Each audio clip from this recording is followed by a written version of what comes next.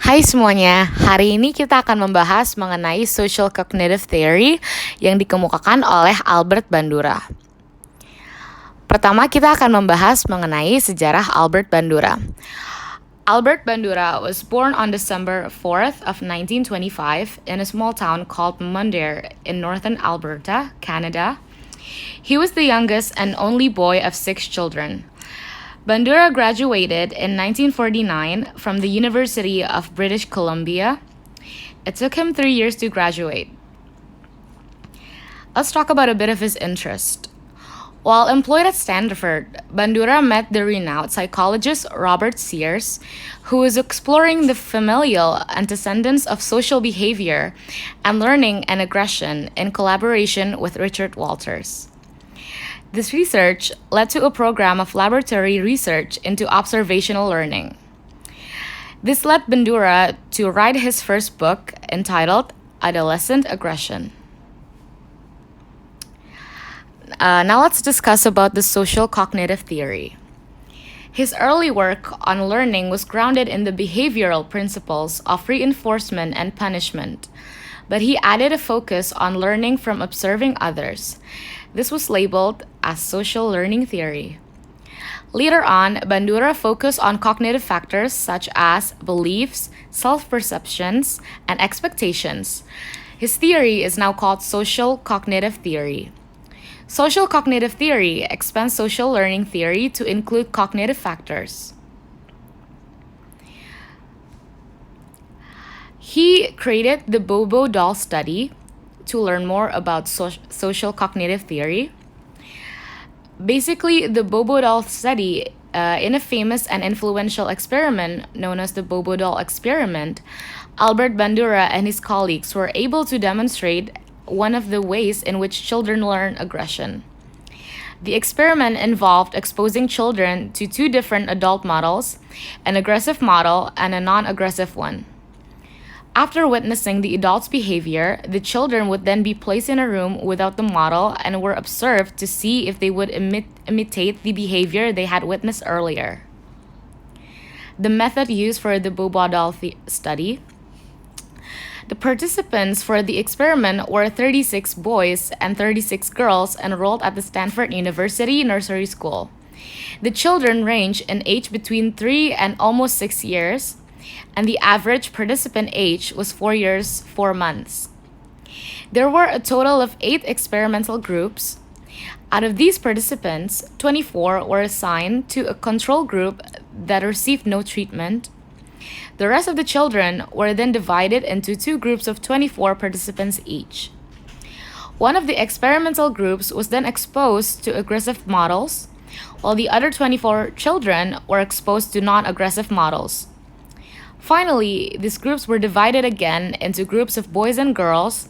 Each of these groups then divided so that half of the participants were exposed to a same-sex adult model, and the other half was exposed to an opposite-sex adult model. Before conducting the experiment, Bandura also assessed the children's existing levels of aggression. Groups were then matched equally so that they had an average level of aggression. The results. Children exposed to the violent model tended to imitate the exact behavior they had observed when the adult was no longer present. Bandura and his colleagues had also predicted that children in the non-aggressive group would behave less aggressively than those in the control group. The researchers were also correct in their prediction that boys would behave more aggressively than girls. Boys engage in more than twice as many acts of aggression than girls. Boys who observe an adult male behaving violently were more influenced than those who had observed a female model behavior aggressively. Interestingly, the experiments found in the same-sex aggressive groups, boys were more likely to imitate physical acts of violence, while girls were more likely to imitate verbal aggression. Bandura and his colleagues believe that the experiment demonstrates how specific behaviors can be learned through observation and imitation. In a follow up study conducted in 1965, Bandura found that children were more likely to imitate aggressive behavior if the adult model was rewarded for his or her actions. They were far less likely to imitate if they saw the adult model being punished or reprimanded for their hostile behavior. Several studies involving television commercials and videos containing violent scenes have supported this theory of modeling. Albert Bandura believed television was a source of behavior modeling. Let's go back to social cognitive theory. Enactive learning is learning by doing and experiencing the consequences of your actions. Vicarious learning is learning by observing others. If people can learn by watching, they must be focusing their attention, constructing images, remembering, analyzing, and making decisions that affect learning. Human beings have specific abilities related to learning that sets them apart from other species. Social cognitive theory states that there are three characteristics that are unique to humans: vicarious consequences, self-efficacy, performance standards, and moral conduct. Elements of observational learning. Attention. In order to learn through observation, we have to pay attention. In teaching, you will have to ensure students' attention to the critical features of the lesson by making clear presentations and highlighting important points. Number 2, retention. In order to imitate the behavior of a model, you have to remember it. Retention can be improved by mental rehearsal or by actual practice. Number 3, production. Once we know how a behavior should look and remember the elements or steps, we still may not perform it smoothly. In the production phase, practice makes the behavior smoother or more expert. Number 4, motivation and reinforcement. We may acquire a new skill or behavior through observation, but we may not perform that behavior until there is some motivation or incentive to do so. If we anticipate being reinforced for imitating the actions of a model, we may be more motivated to pay attention, remember, and reproduce these behaviors. Forms of reinforcement.